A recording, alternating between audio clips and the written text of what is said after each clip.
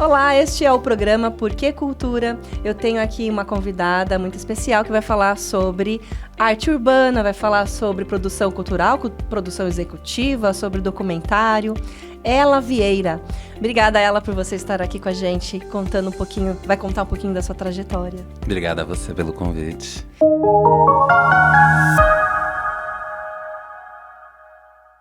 Eu adorei que você conseguiu vir aqui no estúdio pra gente gravar, porque eu tenho várias curiosidades sobre você. E eu sou bem reservada, né? Então pode pôr pra fora aqui, eu quero saber. Você é artista, e aí você fez várias exposições individuais, coletivas, né? É diretora, faz cenografia, trabalha com produção executiva, e agora está produzindo um documentário. Sim. Então, a gente vai falar, porque você é a cofundadora do Maloca, Centro Cultural, e também é cofundadora da ATS, né? Associação de Transgêneros de Sorocaba. E da Feira do Beco. E cofundadora da Feira do Beco, Lá do Inferno. Então, é multi. É muito legal. Eu queria te dizer que esse programa aqui ele é super aberto para a gente conhecer um pouco das trajetórias, porque eu gosto muito de trabalhar com essas memórias.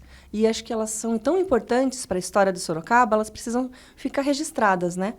E até como acervo depois. Exato. E acervo é uma palavra muito querida para você, né? Sim.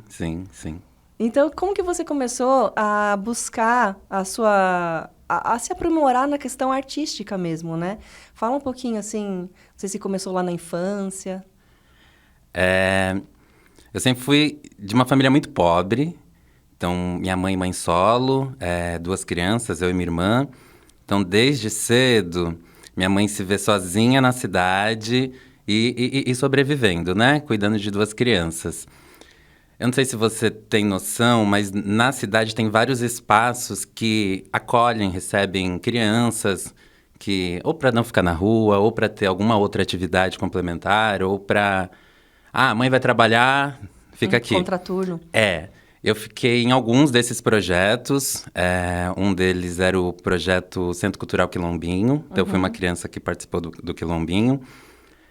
Então, desde esse lugar, acho que quando a gente está nesses espaços, esses espaços já se promovem cultura, né? Se promove debate, promovem outros tipos de arte. E também fui uma criança que minha mãe incentivou a música. Então, comecei a tocar violão.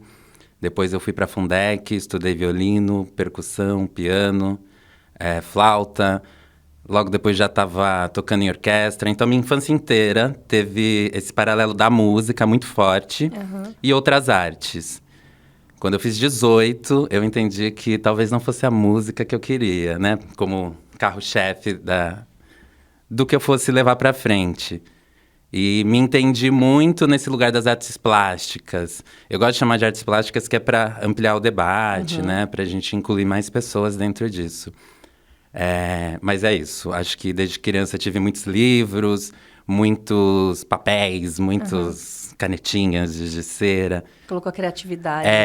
Então tinha esse contraponto, né? Música, esses projetos paralelos no Centro Cultural Quilombinho. E o dentro de casa, né? Então, Sim. Minha mãe sempre foi muito artística, criativa, promovendo esse campo. Que lindo, que bom. Nossa, eu não sabia que você tinha toda essa trajetória na música, vários instrumentos. Sim, você toquei em toca orquestra. algum instrumento atualmente? Olha, eu acho que brincar, tirar alguma cifra, algumas notinhas, sim. Mas pegar e tocar, acho que já não tem esse domínio. Mas você faz cenografia musical também, né? Já fiz shows. Para musical. Primeiro musical que eu fiz... Primeiro trabalho de sonoplastia, de som, de luz que eu fiz foi na Fundec. Eu não vou lembrar o nome, faz muitos anos, 2011, eu acho.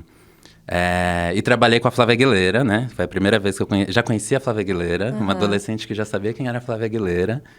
E nesse dia a gente trabalhou juntas e daí acho que a gente firmou uma amizade. Olha que legal. E a Flávia já veio aqui também no Já veio, já assisti. E acho que Flávia, né, das pessoas artistas da cidade, foi muito importante também, né? E quando você conheceu, ela já era artista plástica? Já, grande, maravilhosa. Então tem toda essa trajetória, né, desse trabalho, desse projeto de vida que minha mãe tentou e construiu para mim, para minha irmã. Mas quando grande, e eu conheço Flávia, eu sinto, e a gente se vincula, né, na amizade e começa a fazer coisas juntas, é onde eu percebo que, eu posso ser artista, eu sou artista, eu quero trabalhar com arte. E a Flávia sempre me incentivando. Então, acho que a Flávia tem um ponto muito importante nessa minha vida, nessa minha trajetória, né? Sim, tipo, impulsionou, né? Exato. Sempre botando pra frente, pra cima. E aí vocês fizeram um grande projeto, que é a realização da Feira do Beco do Inferno. Feira do Beco. Não só a gente, né? Tinha outras pessoas também. A gente se reunia, ficava fazendo modelo vivo e conversando, né? Conversando. Sem noção de que ia se tornar o que se tornou hoje, uma referência. Exato. Né, para outras cidades também, inclusive. Mas o ponto de partida, acho que foi justamente nós sermos artistas contemporâneos, né? Explorando outras plataformas técnicas, debates sobre arte. E a gente não via, e ainda não vê, espaços para expor os nossos trabalhos, né? Para, enfim, divulgar, trabalhar. E a gente resolveu fazer essa feira, e daí tem todo um contexto político, histórico. E essa feira nasce com o intuito de ser uma feira de arte contemporânea, de arte estranha, de outra coisa. E ela vai caminhando até sai pessoas, entra novas pessoas e migra para Praça Frei Baraúna, que é quando eu me desligo também. Falo, não, para mim fazia sentido quando era aqui no Beco. No Beco, Leite Penteado. No centro mesmo. Gostava ali que tava em mim. Quando foi pra praça, eu preferi me desligar e focar em outras atividades. E a galera só, né, cresceu, expandiu ali aquela praça.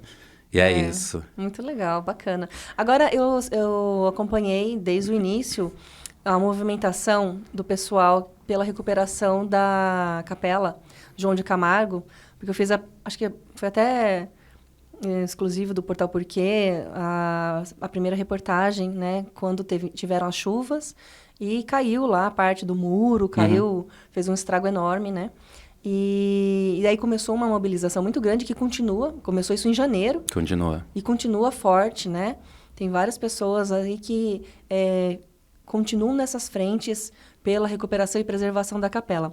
E eu lembro que seu nome foi citado várias vezes, tipo, vamos ver quem são as pessoas que podem ajudar nessa frente de luta mesmo, para poder conseguir montar projetos, para poder reivindicar também, e saber o que a gente faz com esse acervo que virou lama.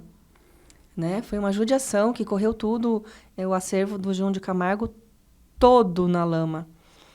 Foi encontrado até peças no Rio depois. Olha.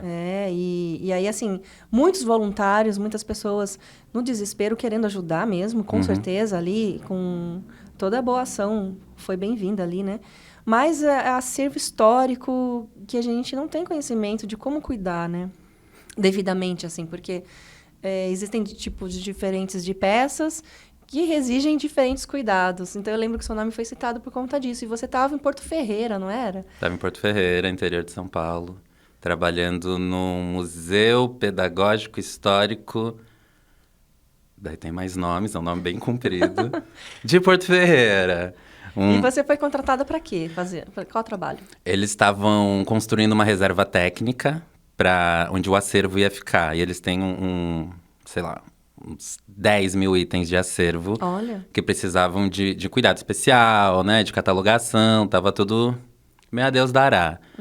E daí eu fui contratada para isso, para esse papel. Então, eu fiz a catalogação desse acervo, eu fiz a higienização desse acervo e a mobilização desse acervo para a reserva técnica, né? Que são etapas. Geralmente você tem uma equipe, mas tudo como é muito reduzido, né? Reduzido os orçamentos. Aí eu meio que fiz tudo. Mas esse acervo, ele fica em licença livre ou não? Por exemplo, poderia fotografar e colocar na internet, nas plataformas para divulgação científica? Não vou saber responder essa pergunta. Essa questão já é uma outra parte, que é uma outra parte técnica também, né? De eu licença fiz livre. uns stories, umas fotos, que eu acho que também é como a gente se divulga, né? Hoje em dia. Se a gente não faz isso, também ninguém vê. Obviamente, né? Tudo mínimo, né? Não sim. evidenciando, né? Tudo. Mas lá era mais um acervo histórico de peças, de pedras, tinha a parte de minerais. Da Fundação de Porto Ferreira ou não? De Porto Ferreira. Coisas do entorno, tinha uma... Eu não vou saber dizer o que era especificamente, mas eu vi que não estava catalogado e mexeu muito comigo até. Eu sou uma pessoa que se emociona muito, então eu choro. Eu sou uma pessoa que chora. Você é do signo de Câncer também? Não, sou de Gêmeos. E eu encontrei lá uma urna funerária de uma comunidade indígena, que eu não sei qual é, mas acredito que seja alguma dali da região, mas eu não vou saber dizer qual. E que foi encontrada na mata, pegaram e levaram para o museu. Então, essa urna tem todo um processo de desrespeito, né? Que você pega e deixa lá e tá, Deus dará, né? Como que você faz isso? Tem o sagrado, né? Tem o sagrado, tem um monte de coisa. E outra que não estava nem catalogada e estava lá há muito tempo. Então, ninguém sabe dessa peça, né? Nem as comunidades sabem que sua peça está lá, tiraram do lugar que estava. As grandes instituições não sabem também, enfim... E isso é uma característica que eu percebo em vários lugares, em várias outras instituições, museus, que têm acervo, mas que por falta de incentivo, por falta de também não saber mobilizar um projeto, porque esse projeto que eu trabalhei nesse museu foi pelo um PROAC. Então a gente consegue mobilizar essa organização da coisa através de outras vias de incentivo. Só que isso também é uma capacidade que nem todos têm, né? De escrever um projeto, enviar, ser aprovado, enfim, né? Então, vai se formando uma rede para além daquela região para conseguir transformar e melhorar a situação daqueles objetos ou até mesmo encaminhar esses objetos para os devidos lugares deles, né? Para que não se percam. Mas... Pegando o gancho aí da capela, eu estava lá, né, em janeiro, fazendo esse trabalho, e foi quando aconteceu a enchente. E foi muito louco pensar que eu estava trabalhando com acervo, eu tenho uma ligação muito forte com a capela, por conta também do projeto Centro Cultural Quilombinho. Sim. A Rosângela tem tudo a ver Rosângela Alves, e tantos outros nomes. Sim. Então, fui muitas vezes na capela enquanto criança, sem saber da dimensão toda, né? Mas me construindo politicamente e culturalmente daquele espaço, para estar hoje onde eu tô, dentro da consciência de estudo. E quando as meninas voluntárias, Denise de Camargo, Daya Moura, né, foram passando as informações de que o acervo da capela tinha sido levada, destruída... Fiquei muito em choque, eu fiquei muito passada. Eu fiquei, gente, isso não se acontece. Não pode deixar acontecer. Isso não pode deixar acontecer. É bizarro, é muito bizarro. E foi assim, alertado, né? Então, como você falou, que falta... Você vê em vários lugares do Brasil, porque você percorre muitas cidades por aí. Você vê nos museus essa falta de noção do que é sagrado, do que pode, do que não pode, do que pode tirar do lugar ou não, né? Como se fosse um simples objeto. Exato. Retirado e pronto. Então, assim, esses cuidados, eles demonstram que falta uma cultura de preservação e de entendimento desses... E não são só puros objetos, né? Não, é pela história que elas contam, né? Pela memória, enfim...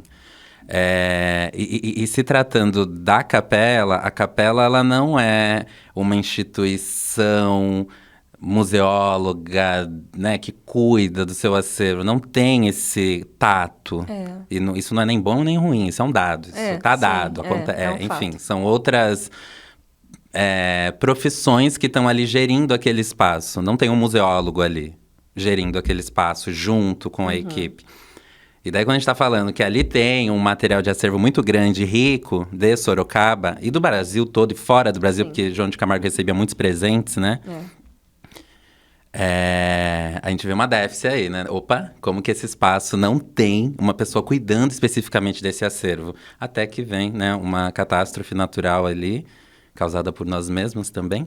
Sim. E que leva a tudo. Aí eu dei algumas orientações para a galera à distância, né? Porque eu estava longe. Eu lembro, assim, que eram muito específicas as orientações, né? Tem que deixar ventilar, mas também, de repente, não pode deixar no sol. Não pode. Então, porque era desde papel, desde metal, desde barro, desde madeira. Tinha de tudo ali, né? Muitos materiais. Documentos, fotos. E, a princípio, eu me preocupei mais com esses materiais, papéis, do que a madeira e outros materiais mais pictóricos. E a sugestão foi, encontrem um freezer, né? Deixa secar, bonitinho, ventilador, lugar fechado, aberto, mas sem sol. E coloque num freezer, porque a gente congela isso. E quando a gente tiver dinheiro, quando a gente tiver projeto para poder cuidar dele, aí a gente descongela com uma equipe profissional, com um material para fazer isso e desenrola aí um trabalho decente.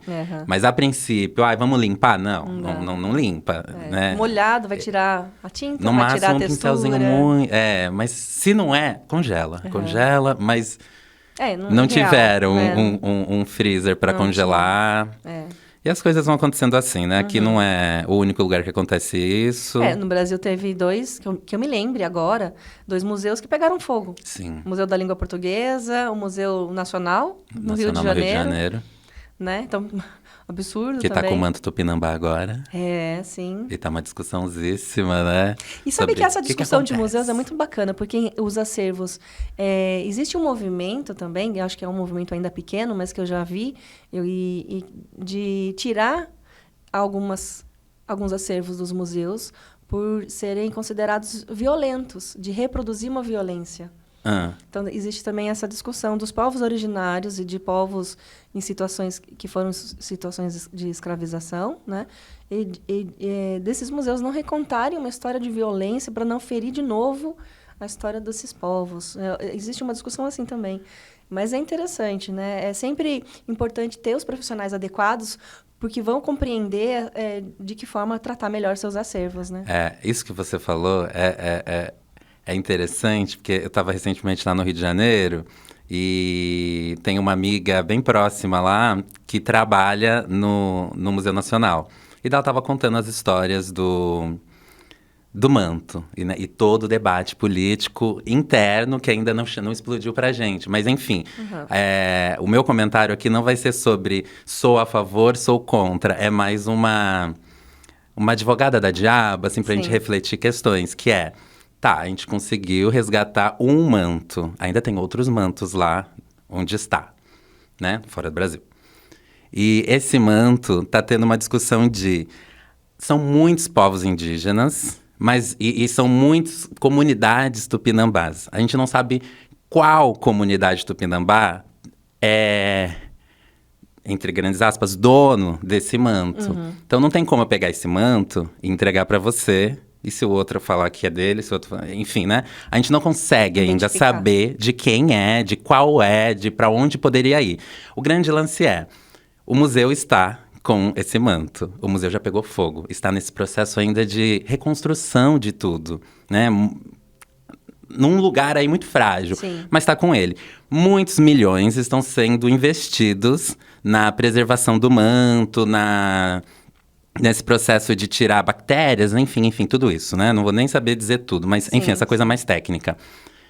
E tem alguns povos indígenas, algumas lideranças que querem o manto. Outras lideranças, outros povos indígenas, querem fazer uma ativação com o manto. Uma ativação sagrada, cultural, dessas comunidades. A princípio, eles querem o manto circulando entre as comunidades indígenas para fazer as suas atividades. A instituição, acredito, né, pela conversa, jamais vai permitir isso, de circular com o manto. Então, a gente já tem uma questão aí, né? Mas o manto é de quem? O manto é para quem? Surge de onde? Com quais valores e princípios? Faz sentido o manto estar numa vitrine? Ou faz sentido o manto flanar entre as comunidades e ser ativadas? Ser ressignificado. De novo, não estou sendo nem a favor nem contra, só estou jogando no ar. E quem estiver escutando que faça suas elaborações. E daí, acho que o que está se chegando, né, na conclusão, é que o manto... Institucionalmente, o manto não vai para nenhuma comunidade. Institucionalmente, o manto não pode circular.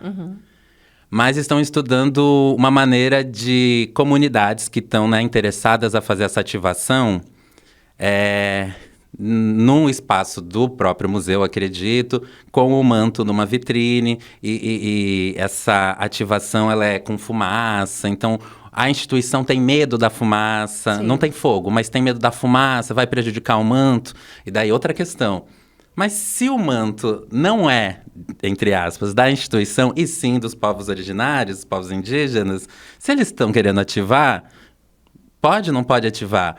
Vai degradar, prejudicar o manto? O manto foi feito para durar tanto, pensando enquanto comunidade indígena. Enfim, são muitas camadas dessa cebola para se entender. Mas o que vai acabar sendo é que o manto vai ficar na instituição, dentro de uma vitrine, e não vai seguir com sua vida, né? Tipo, ela nasceu para algo e ela não vai morrer sendo algo. Ela vai morrer sendo objeto de arte de museu. Mas ela já lá foi ou algo. Aqui. Ela já foi algo. Mas será que ela foi planejada para tudo isso? Sim. Né? Então, né? A efemeridade da coisa, a morte e a vida. Eu fico pensando muito nisso. Não sou tão apegada ao objeto. Então, se a comunidade indígena quer, e em algum momento, não tem mais manto porque é o tempo dela, é orgânico. Para a comunidade indígena, talvez seja tudo tranquilo. Mas para nós, brancos, institucionalistas, não, que a gente tem essa coisa da matéria, da posse. Enfim, são questões. Desculpa. Muito bacana. Desculpa nada, eu acho ótimo. E a arte é essa questão mesmo, de trazer... Provocações, perfeito. Agora a gente entra no documentário que você está fazendo. Eu vi nas redes do Maloca, que tem tudo a ver com essa conversa que a gente está tendo, porque a gente está falando de preservação, de memória, de afeto e de como afeta. De como essas memórias afetam. Então, e é isso que o documentário vai trazer, né, ela? Sim. Como que é o nome do documentário? Quando que ele vai ficar pronto? A gente foi contempladas, né, pela Lei Paulo Gustavo aqui de Sorocaba. E a gente deu início, de fato, assim que saiu, né? Foi aprovado. A princípio, o projeto ele teve uma fórmula que funcionou na aprovação, mas eu acho que como todo e qualquer projeto, de arte pelo menos, ela vai tomando outro corpo, outra forma, outras características, coisas vão fazendo sentido e coisas não vão fazendo sentido. E quando a gente está falando de imagem, de acervo, de memória, então a gente está vendo muita coisa. E ver muita coisa é ver que muita coisa aparece, né? Vai vindo, vai surgindo. A gente fala, opa, isso é interessante, isso talvez não seja tanto. Enfim, então o projeto que a gente mandou não vai ser idêntico ao projeto que a gente vai entregar. Então, nome que a gente mandou, talvez não seja esse o mesmo nome. O nome que a gente tem hoje, que eu posso trazer aqui, mas que talvez mude, é O que há de comum entre nós. Que é uma ideia de pensar essas diferenças, essas singularidades todas, e a gente se perceber em qual momento que a gente se encontra no sentido de o que há de comum entre nós. Você é diferente de mim, sou diferente de você, fulaninhos, todas nós, não tem ninguém igual.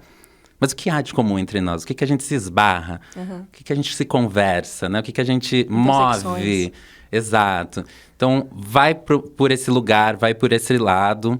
E, a princípio, é um documentário de acervo sobre a memória da Maloca, mas não no sentido de falar, a Maloca foi um espaço muito importante, lá. A gente não quer essa discussão. Acho que quem conhece a Maloca já sabe que a Maloca foi um espaço muito importante, é um espaço muito importante, independente se tem ou não, né, um espaço, porque em setembro do ano passado a gente precisou sair do prédio. Depois de ter feito toda a manutenção, depois de ter investido no prédio, elevador, banheiros adaptados, enfim, a gente precisou entregar o prédio por questões financeiras mesmo. Falta de incentivo, estava ficando muito pesado pra gente. E é um prédio que fica ali, né? Francisco Scarpa, Francisco Scarpa 321, que hoje está sob coordenação de uma galera muito amiga nossa.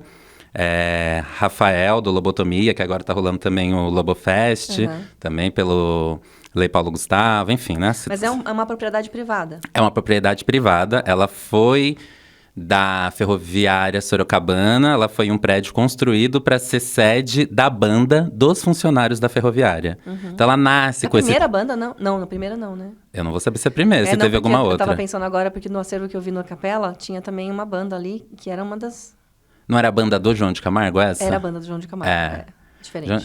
São muitas coisas para falar do João de Camargo, né? Nossa. Mas é isso. O prédio da antiga Maloca foi construído pela Ferroviária para ser sede da banda dos funcionários da Ferroviária. Então o prédio já nasce com esse teor cultural, né? E depois ele se transforma no primeiro teatro físico de Sorocaba. A gente tem alguns nomes até hoje.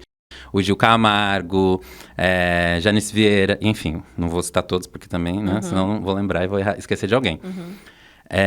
E vai se transformando em várias outras frentes de cultura e de manifestação política, até chegar a Maloca. A Maloca em que ano? Teve uma Maloca antes, da galera de arquitetura, um grupo de arquitetura que se formou na Uniso, alugou ali o espaço, reformou a parte de cima e começou a fazer atividades, que foi quando eu conheci a Maloca. Acho que em 2016, que eu lancei uma candidatura também pelo PSOL. Foi uma chapa coletiva, acho que a primeira do Brasil, se eu não me engano. E a gente fez umas sabatinas lá. E eu falei, gente, que lugar é esse incrível? Eu tinha acabado de voltar de Salvador, então toda a arquitetura de Salvador, né? E daí eu vejo aquela arquitetura aqui em Sorocaba. Sim, claro, né? Diálogos diferentes, mas eu falei, gente, eu quero esse lugar, quero trabalhar aqui. Aí fui me aproximando, ficando muito amiga da galera, mas ainda nesse movimento político, cultural. Aí, em 2017, tem a Trienal de Arte Contemporânea aqui do Sesc, o Frestas, onde eu fui produtora. E nesse mesmo período, eles entregam um espaço e eles oferecem para mim, para outra galera, né, da cena, da cultura, produções. E ofereceu para o Maurício Matos Caetano também, você deve conhecer. E o Maurício abocanhou. Então, o Maurício já foi a segunda Maloca ali, né? Porque o deles era Maloca, depois o Maurício também Maloca, só vai mudando os nomes compostos. E nisso, o Maurício me dava de ajuda, e o Maurício me chama, e eu começo a ajudar ele. Ajudar ele no bar, ajudar ele a lavar banheiro, limpar. Ajudar nesse lugar onde... E ele ia administrando a coisa. Acho que em 2018 que começo eu a assumir outros papéis ali dentro, né? E daí eu sou uma gestora e cofundadora da Maloca Centro Cultural. Né? A gente funda juntos a Maloca Centro Cultural e entende que ali vai ser um centro cultural. Diverso. E daí vai. Muita coisa para se falar. Mas aí falando do filme... Então são essas camadas que você quer trazer. De quem já passou por lá, já construiu uma memória, que tem algum laço afetivo. Exato, isso mesmo. O lance a gente vai trabalhar com imagens que a gente já tem. A gente não vai construir novas imagens. No máximo as entrevistas, né? Que serão essas histórias contadas. Mas a gente vai trabalhar com as imagens que a gente já tem. De vídeo, de foto, do período da Maloca. Talvez, em algum momento, a gente inclua algum período do prédio histórico, né? Contextualizando esse espaço com a cidade, com a história da cidade para chegar no hoje. Mas, a princípio, para falar sobre a Maloca em segundo plano, porque o primeiro plano da coisa é as histórias particulares, privadas, individuais, das pessoas que passaram por lá. E isso qualquer pessoa. Então, de novo, não é uma história... ou uma entrevista falando sobre a Maloca, e sim contando uma história. No caso, a gente recebeu uma história do Alan Zumizawa, que é um curador aqui da cidade, muito bom também, e ele trouxe uma história meio terror, meio suspense, sobrenatural, de um dia que ele estava lá num evento.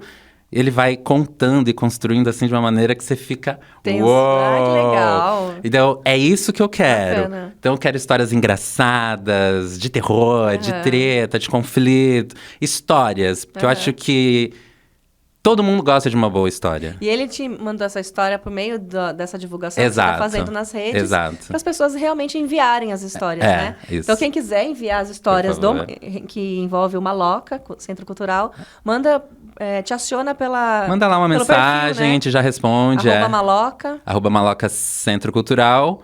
Ou pode me procurar no meu perfil pessoal também, Ela Vieira, _. Mas enfim, mandou ali, a gente já troca uma ideia. E aí, qual que é o processo, o cronograma desse documentário? Tem 15 minutos? Vai ter 15 minutos? É um documentário de 15 minutos. É meio estratégia esse tempo, porque a gente consegue trabalhar com esse filme em vários festivais. E é importante desse documentário também que não seja um documentário datado, específico de Sorocaba. E que seja uma discussão que se amplie nacionalmente. Então, se eu falo da Maloca, de Sorocaba, eu fecho pra galera de Sorocaba. Então, se eu falo de uma maneira de espaços de culturas, de resistência, de histórias diversas, a camada se abre, né? As portas se abrem e vão encontrando, porque vai se refletindo em outras experiências. Eu assisto lá no Rio Grande do Sul, exato, e me identifico com do essas norte, histórias, do né? nordeste, é isso. Essa é a intenção. E ser 15 minutos é a estratégia também pra gente conseguir colocar em festivais até 15 minutos, filmes até 15 minutos.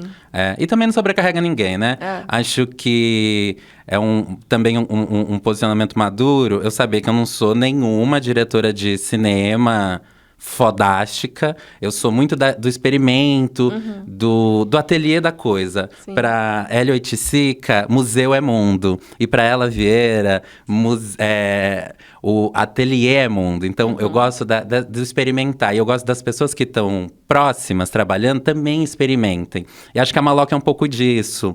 Dessa experimentação de coisas, dessa multiplicidade de coisas, desses atravessamentos de comunidades e culturas. Enfim, tinha de tudo lá. Só não tinha bolsonarista. Graças a Deus. Porque não tem nada a ver com arte. Exato, não tem, né? Abominam a arte. Mas tinha de tudo, de todos os tipos, comunidades, pessoas atravessando. Esse ano ainda. Talvez esse ano, talvez comece do ano que vem. Que bom. A gente tá recebendo ainda essas histórias e daí vai fazer a curadoria dessas histórias, porque nem todas vão poder entrar, né? No sentido de não tem nem espaço, não cabe. De tempo. Mas mandem. Ótimo. Então Mande também. Vou mandar. Fica esse convite, né? É lindo o piso, é lindo tudo. A estrutura também do lugar te reverbera ali. Exato. É lindo. Então, gente, quem quiser... poxa, eu já passei pelo Maloca, frequentei, né? Então, manda as histórias para ela, manda lá no @Maloca Centro Cultural ou pelo perfil pessoal mesmo. E eu adorei ter esse papo com você. Tem alguma coisa que você quer colocar ainda? Algum comentário a fazer? Que a gente saiba votar muito bem, né? Esse ano aqui é um ano decisivo também. É um ano importante, que a gente se mobilize. Eu tenho para mim que meu trabalho artístico, ele é um trabalho político. Minha vida toda é política. E tento fazer das minhas ações, tipo, tô na fila do pão. Não tô só na fila do pão. Também tô sendo artista na fila do pão e também tô tendo um posicionamento político ali na fila do pão. Acho que levar isso para a vida é levar principalmente para esses momentos, né? Que estão tensos. Debates aqui em Sorocaba, tá difícil, né? Da gente fazer alguma mudança extraordinária. Então, que a gente consiga em algum momento, né? Ter esse corpo político mais presente, que eu tô sentindo que depois da pandemia, isso é muito particular, que depois da pandemia eu senti que a gente ficou menos aquilo tudo que a gente era. Não sei se faz sentido. Acho que a gente ficou mais aqui, cabeça para baixo, sabe? Sem olhar o mundo, observar. Sem olhar a cidade, sem ler, né? sem observar, sem se atravessar, sem deixar ser atravessado. Enfim, acho que a gente precisa retomar algumas coisas, abrir alguns caminhos. Isso tem a ver também com essa questão da importância do sonho, da importância da utopia, da importância de saber que lá naquele horizonte você pode caminhar e vai ter uma transformação que vai te dar mais respiros? Eu acho que sim, né? Sonhar é importante, acho que... A gente precisa dessa utopia, né? Que é de transformação, assim, que pode mudar, que o cenário pode deixar de ser seco para ser mais... Molhado, para ser mais florido. Exato. Acho que se a gente não sonha, não projeta, não acontece. Acho que a gente precisa estar sempre em mente, né? A mente fervulhando de coisa, de referência. Enfim, porque a gente já explode a nossa mente com muita referência, só que tudo de internet, de outdoor, de não sei o quê. Então, é de fora para dentro e de uma estrutura muito bem organizada, de empresas, né? E quando que a gente se instrumentaliza, coloca mais livros nessa nossa biblioteca interna, de nossas próprias referências, porque os recursos, a grande maioria tem. Sim. Então, acho que isso vai se transformando em sonho, em vontade, em ideia. E é isso que faz o movimento, eu acredito. Olha, então a gente fica aqui, encerra agora esse programa Cultura, Porque Cultura, com esse convite para que a gente cuide bem dos nossos acervos internos. Por favor. E vamos, em referência à camisa da Ela, vamos borbulhar. Vamos borbulhar. Obrigada, Ela. Obrigada a você, Fer. Obrigada a quem escuta também, quem assiste. Muito bem, você pode ver no Spotify, no YouTube, a entrevista completa, compartilhem, que ajuda a gente a divulgar cultura, arte e essas trajetórias tão bonitas. Obrigada. Obrigada.